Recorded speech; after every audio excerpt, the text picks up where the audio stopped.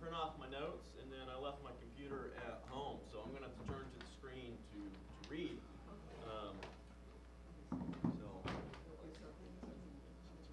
let us begin. So, the issue we're dealing with today is the marriage of the priest. Can priests get married or not? So, just a very brief history.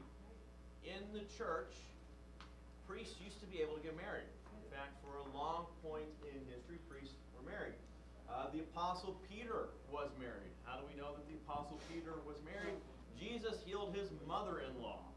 Right? You only have a mother-in-law if you're married. If you have a mother-in-law and you're not married, I don't know what happened.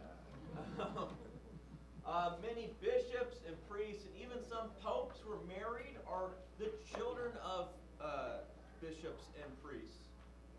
In the 300s, some councils held that priests and bishops were to abstain from sexual relations with their spouse before partaking of the sacrament. So there used to be an idea of fasting, and this was kind of a fasting included not just food and drink, but also this. And it's kind of tied with some of the Levitical purity laws and things like that went with the priest.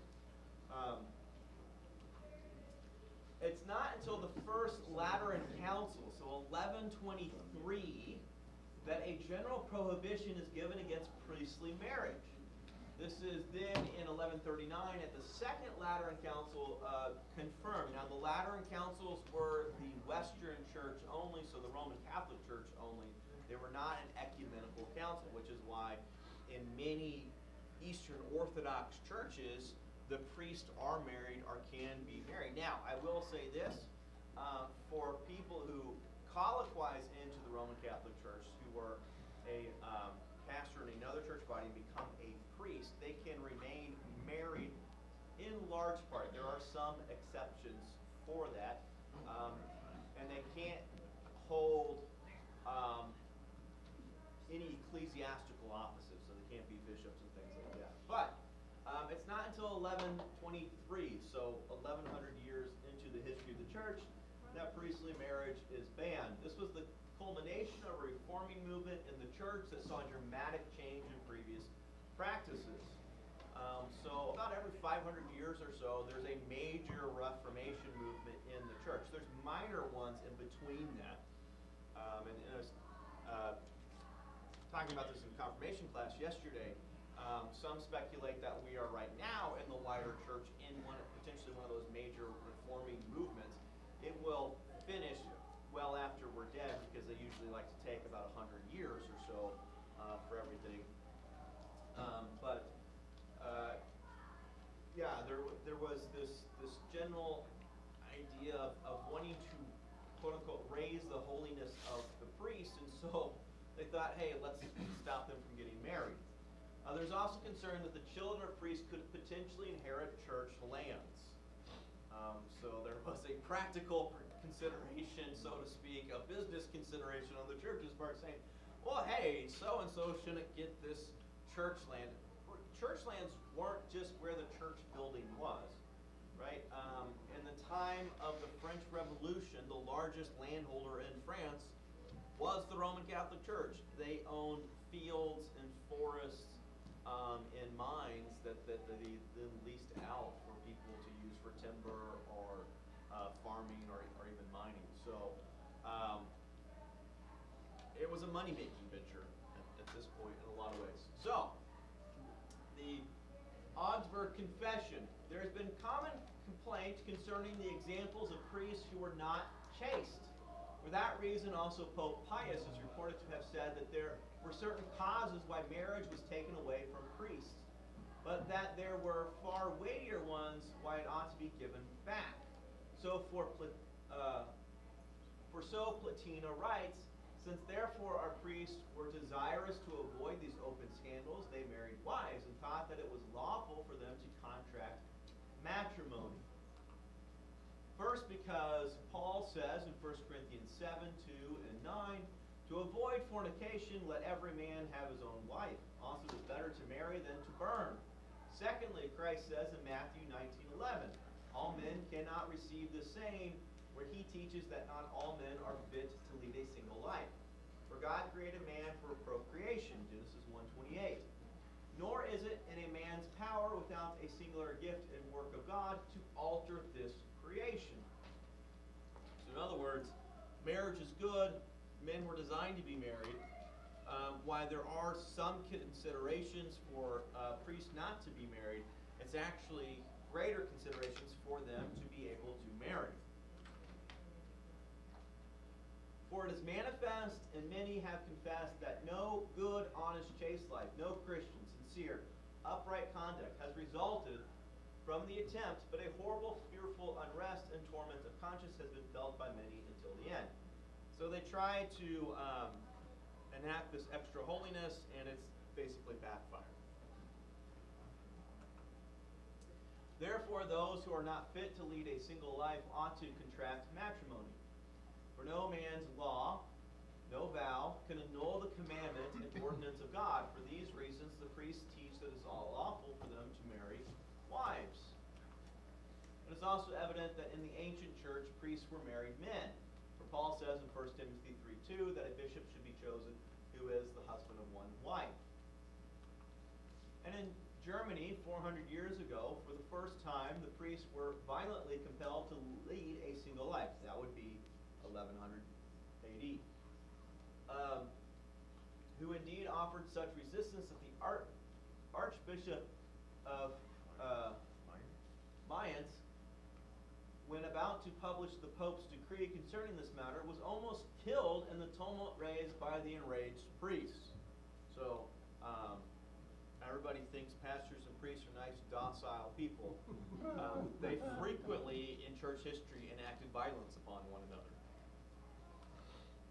And so harsh was the dealing in the matter that not only were marriages forbidden for the future, but also existing marriages were torn asunder, contrary to all laws, divine and human, contrary even to the canons themselves, made not only by the popes, but by most celebrated synods.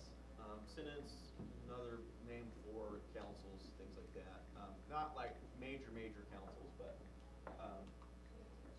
moreover, many God-fearing and intelligent people in high station are known frequently to have expressed misgivings that such enforced celibacy and depriving men of marriage, which God himself has instituted and left free to men, has never produced any good results, but has brought on many great and evil vices and much iniquity.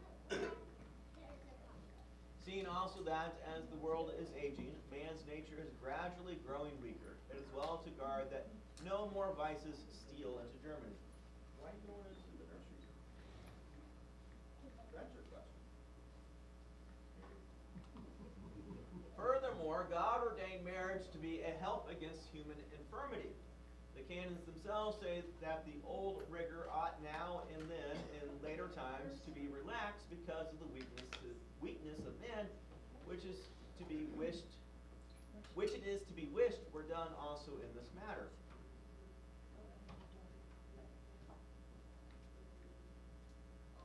And it is to be expected that the churches shall at some time lack pastors if marriage is any longer forbidden. But while the commandment of God is in force, while the custom of the church is well known, while impure celibacy causes many scandals, adulteries, and other crimes, deserving the punishment of just magistrates, yet it is a marvelous thing that in nothing is more cruelty exercised than against the marriage of priests. God has given commandment to honor marriage. You guys are in here. I'm gonna shut this door, okay?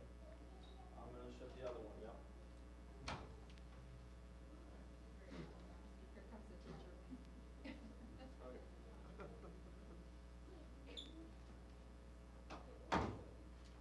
That one should be unlocked. No. They lock when they open. It pushes the locks in.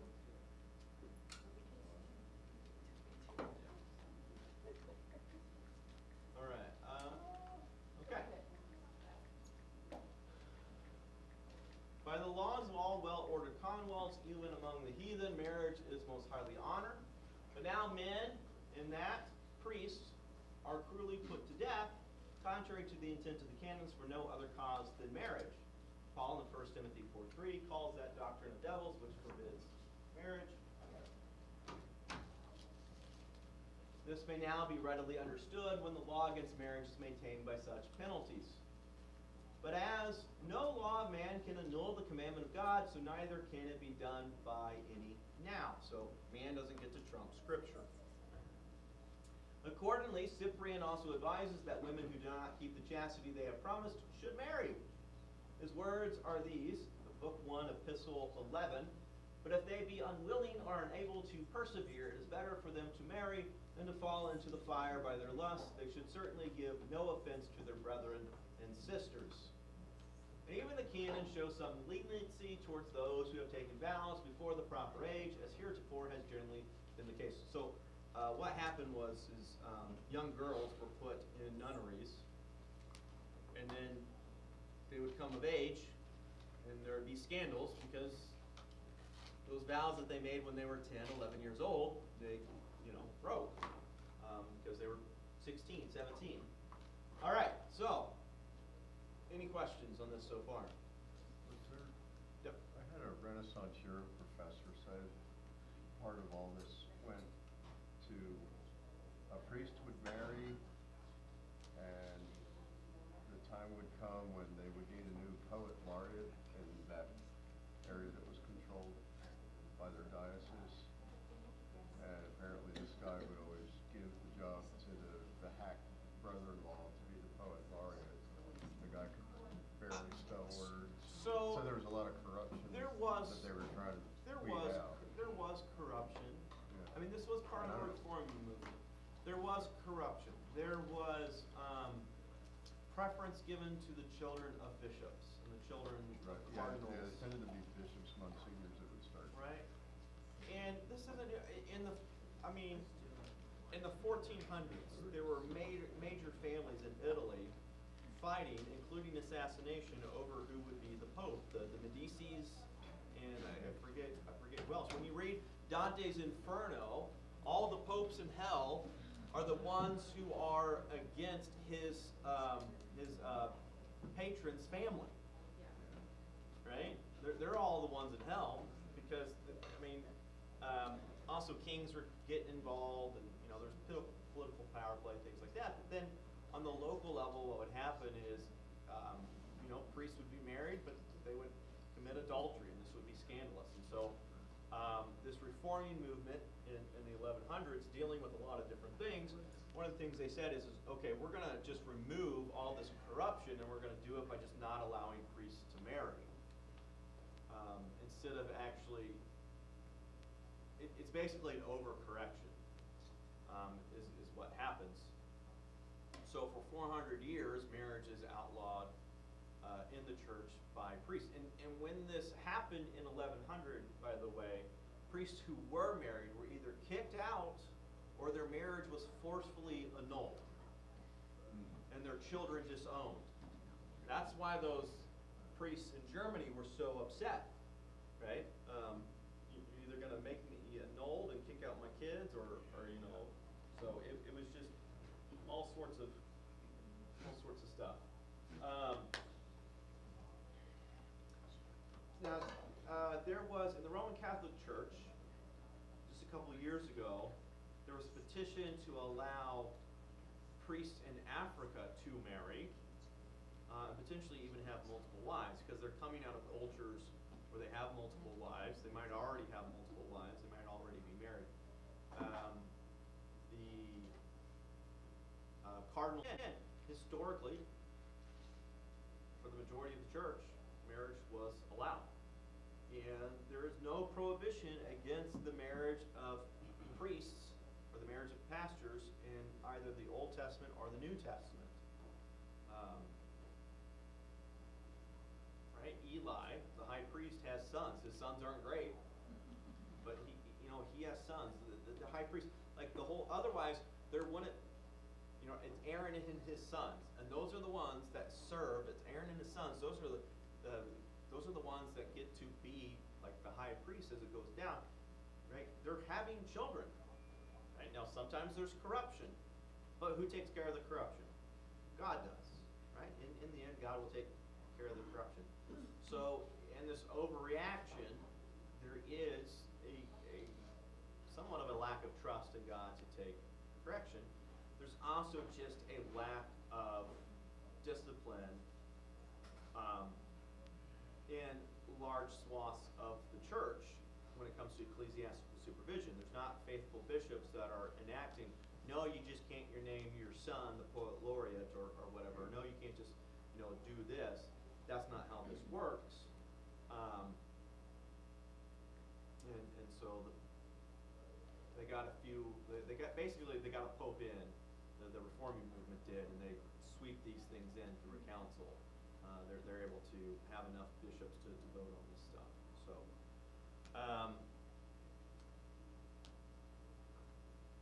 now, and continually, one of the attacks that rabid defenders of the Roman Catholic Church will say about Martin Luther was that, kids aren't here, okay, that he was just horny and he wanted to, have sex, and that's why he broke up the Catholic Church, right?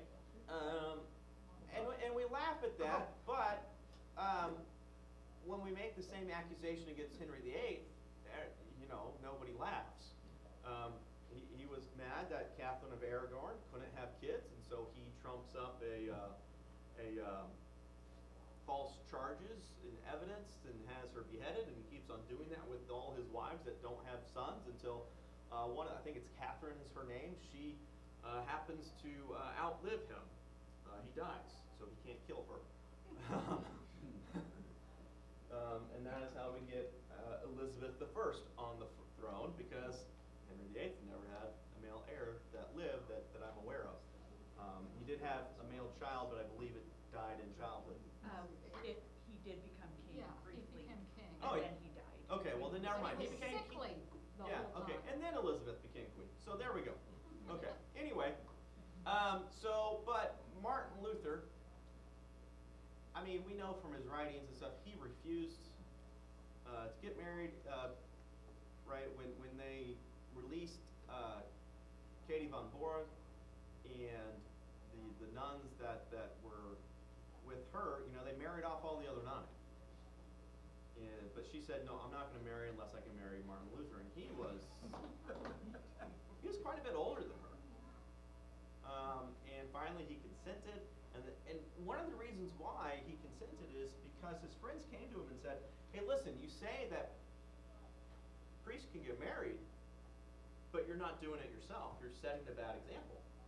And so he acquiesced, but he has a lovely marriage with Katie. He speaks always highly of her. He chides her. He writes letters to her. In fact, actually, his last letter to her, he's like, you're too worried. I'm going to be fine. 2 days later, 3 days later, he dies. But he actually defies the law and leaves her his property. And the Prince of Saxony allows it to happen. But women could not legally own property at that time. They could not inherit at that time. But nobody was going to come and take the widow of Martin Luther's possessions away, especially while she was still living in the house and they were still had kids in the house. So, it's interesting. So, even today, in Martin Luther's time, even though there was the prohibition on marriage, there was still scandals happening. Even popes were having children. And in fact, when he went on his pilgrimage to Rome, this is one of the things that he found out and one of the things that he was very disgusted by. And basically, one of the things that is hinted at here in the confession is that this prohibition had actually led to greater acts of corruption. Like the underground tunnel between the rectory and the convent? What? The underground tunnel between the rectory and Not the convent? just that. Yeah. Think along the lines of the recent abuse scandals that the Boston Globe released. That's not new. that was happening 500 years ago. And this is some of the things that they're hinting at in some of this.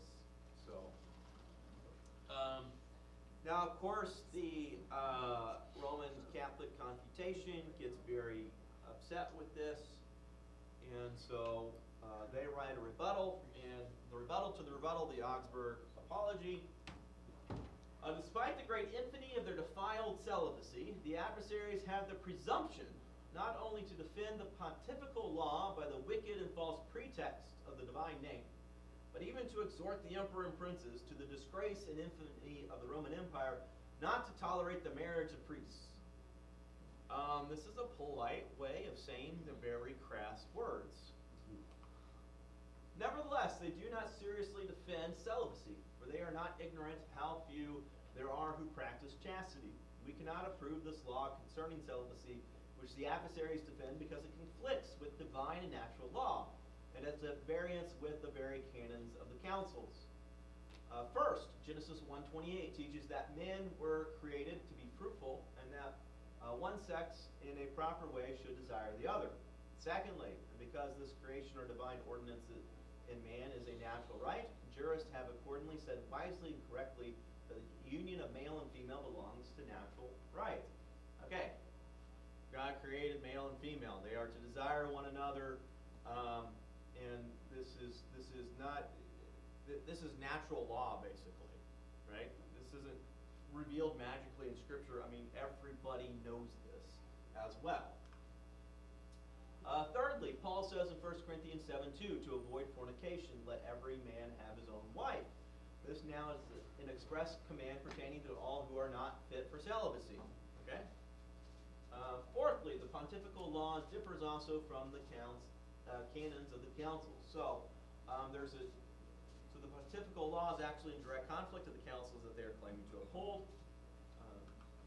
Fifthly, although the adversaries do not defend the law because of superstition, not because of its sanctity as from ignorance, since they see that it is not generally observed, nevertheless they diffuse superstitious opinions while they give a pretext of religion.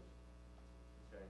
So basically this is saying, hey listen, they don't directly use superstition to defend this, but they dress it up in Christianese and it's actually just superstition.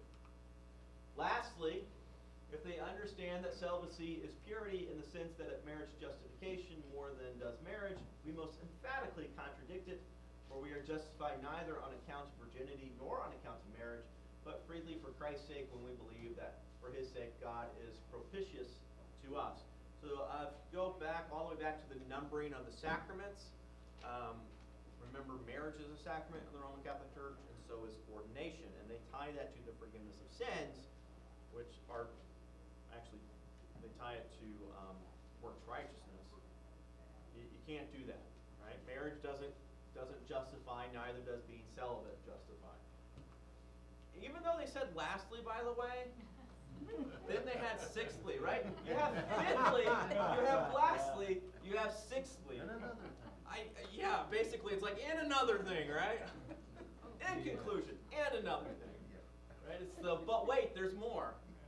Although we have so many reasons for disapproving the law of perpetual celibacy, yet besides these dangers to the souls and public scandals that are also added, which were just the first rebuttal. We have a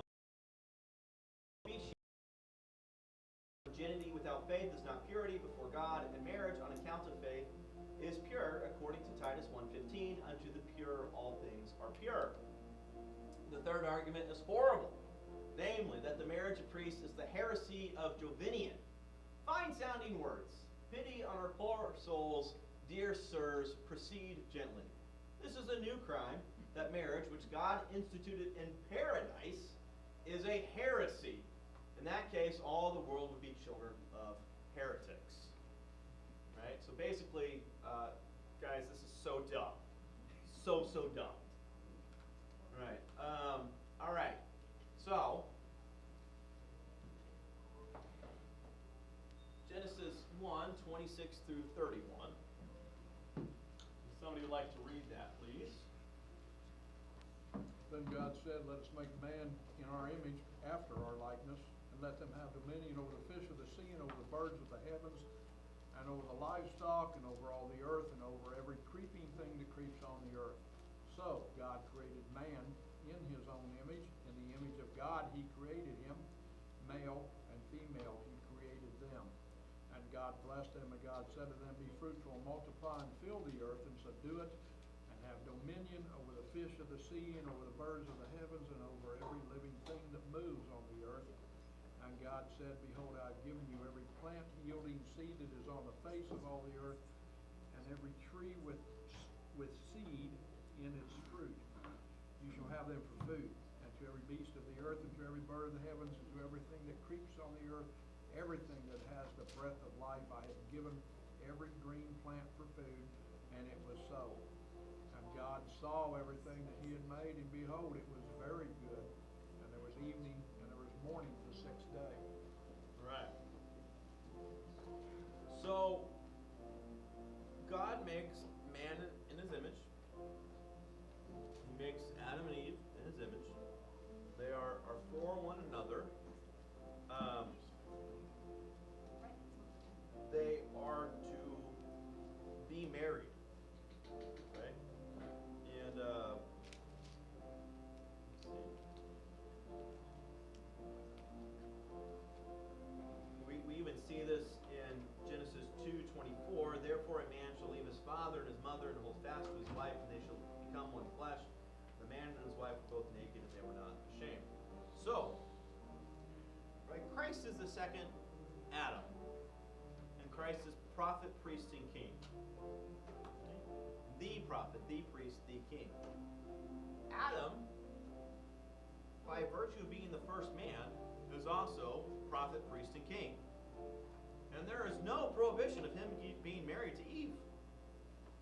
At all. Right? Even though he's a prophet, even though he's a priest. We see this. In fact, actually, be fruitful and multiply and fill the earth and subdue it, and have dominion over the fish of the sea, over the birds of the heavens, and over every living thing that moves on the earth. It would make sense that if God wanted priests to be celibate, he would actually mention it somewhere. But the original design for men and for women is to be married to one another, to desire one another.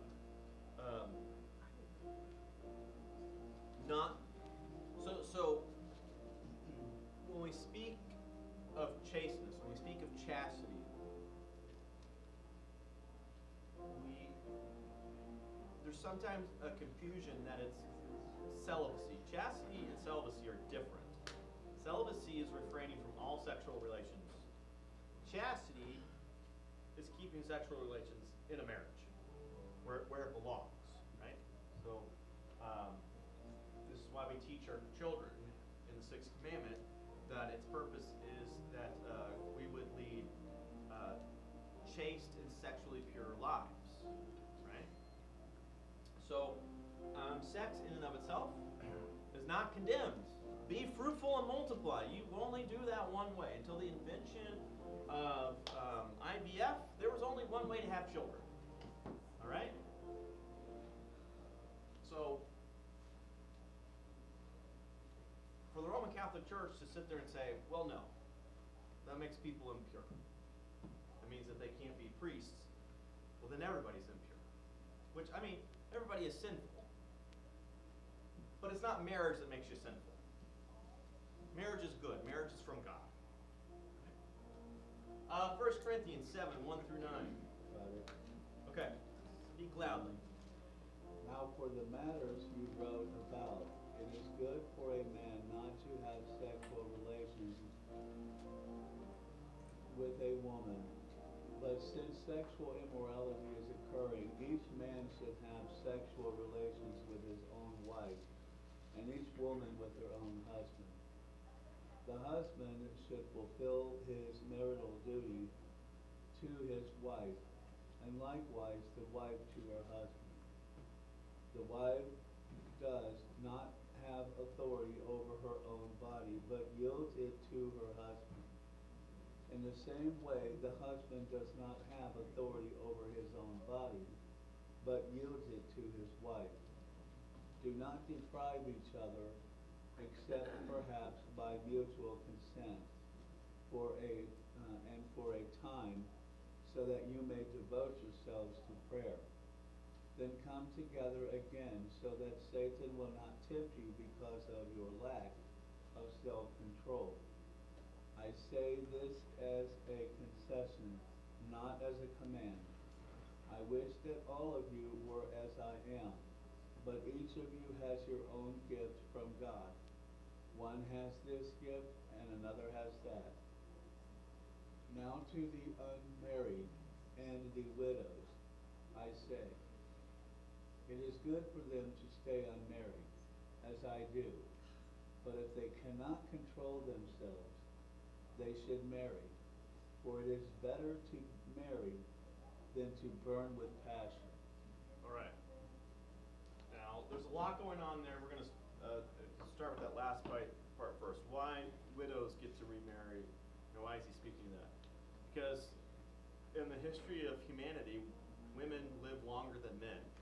Men do dumb things. The men's were the ones out in the field. The men's were the ones doing the physical labor. The men would be the ones that would go out and fight. So, and not only that, even in the ancient world, there would be a lot of times where men would be significantly older than their spouses, upwards sometimes of 30 years. Of course, they're not going to live as long as the wife when that happens. So you would have 20-year-olds widowed, right?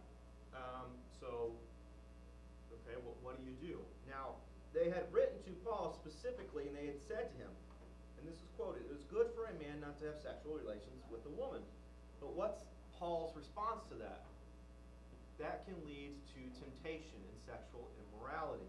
Now, Rome had very different moral ethics than we did. The Roman world did. Corinth, a Greek city, was in the Roman Empire. There's a lot of Roman citizens there, and they wanted to be Rome, or a mini Rome in and of themselves. And so what happened in Rome they wanted to do. And he says, hey, listen, that's going to lead to sexual immorality. So each man should have his own wife, and each woman her own husband, right? Just one, by the way.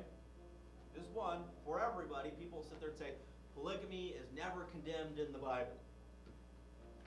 Verse 2 of 1 Corinthians chapter 7.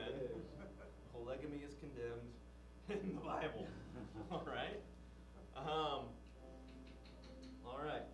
And that they, one does not lord it over the other. All right? So the husband's body belongs to the wife's body belongs to the husband. So one doesn't get to come in and tell the other necessarily what to do, but they are to act as a married couple. All right? I know you guys are just loving this talk, aren't you? You should have been here yesterday when we got to talk about the Sixth Commandment. Right? So he says, hey, listen, you shouldn't deprive each other of relations unless it's by mutual agreement.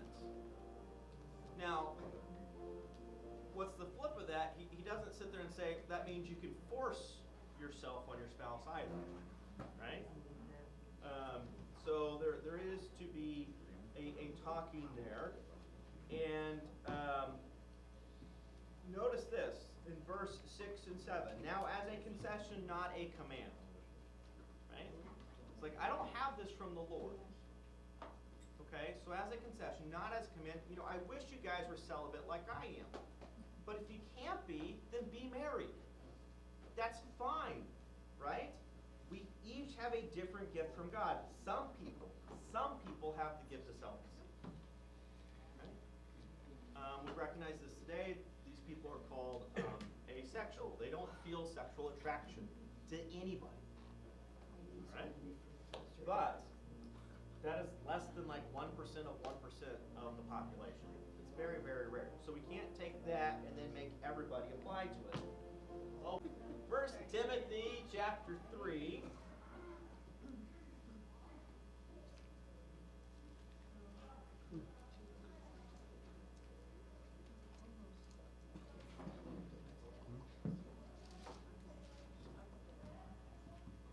Timothy chapter 3, the saying is trustworthy if anyone aspires to the office of overseer.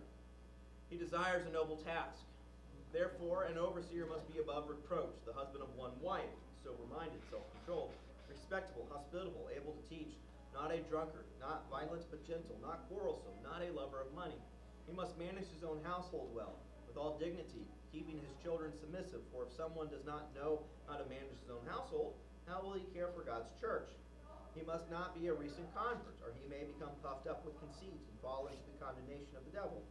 Moreover, he must be well thought of by outsiders, so that he may not fall into disgrace, into a snare of the devil. Deacons likewise must be dignified, not double-tongued, not addicted to much wine, not greedy for dishonest gain. They must hold the mystery of the faith with a clear conscience, and let them also be tested first, then let them serve as deacons if they prove themselves blameless. Let deacons each be the husband of one wife, managing their children and their own households well. For those who serve well as deacons gain a good standing for themselves and also a great confidence in the faith that is in Christ Jesus. So, overseer, that is understood to be pastor, deacon. You might call like an elder in our churches a deacon. That's basically it. They're not ordained, but they have an official role in the congregation. Basically, it's laity helping with the oversight of the church. Notice, Paul says both of them should be married. You could actually make the argument that, and ironically people have, that instead of not being married, pastors should be married and accordingly apparently have children as well. Now that would eliminate a lot of people in seminary right now from ever becoming pastors. I would not have been ordained if that were, well, no wait, let me correct that. I wouldn't have been ordained until I started having kids. I was married by the time I graduated seminary. So that's not necessarily what Paul is saying here, but he's saying, hey, listen, one wife, right? They can be married, and it's fine that they're married. They're not supposed to be polygamous, right? They're supposed to lead a chaste life, not a celibate life, and it's okay if they're married. You're going to see this again in Titus chapter 1. These are known as these passages are the guidelines for pastors. Titus chapter 1. This is why I left you in Crete, so that you might put what remained into order and appoint elders in every town as I directed you. If anyone is above reproach, the husband of one wife, and his children are believers, and not open to the charge of debauchery or insubordination, for an overseer, as God's steward, must be above reproach. He must not be arrogant or quick-tempered or a drunkard or violent or greedy for gain, but hospitable, a lover of good, self-controlled, upright, holy, and disciplined. He must hold firm to the trustworthy word as taught, so that he may be able to give instruction in sound doctrine and also rebuke those who contradict it. All right. Here we see the word elder. It's also tied to overseer. Again, this is pastors. Right? So Titus was left in Crete by Paul so that Titus could appoint pastors in each community. Right? And what were to be the qualifications for the pastors? They're supposed to be married. Husband of one wife. Right? So, what the choir didn't realize, I knew they weren't going to be here for very long. I didn't plan this for very long. There is no scriptural evidence for to demand that pastors be celibate and pastors be unmarried. That was, again, the overcorrection of a reforming movement that just culminates in the 1100s, and just it contradicts multiple church councils and decrees and opinions that came before it. Any questions? That's all I got. You get to smell this wonderful ham, get really nice and hungry, and then we're going to have service here in a little bit. That's it.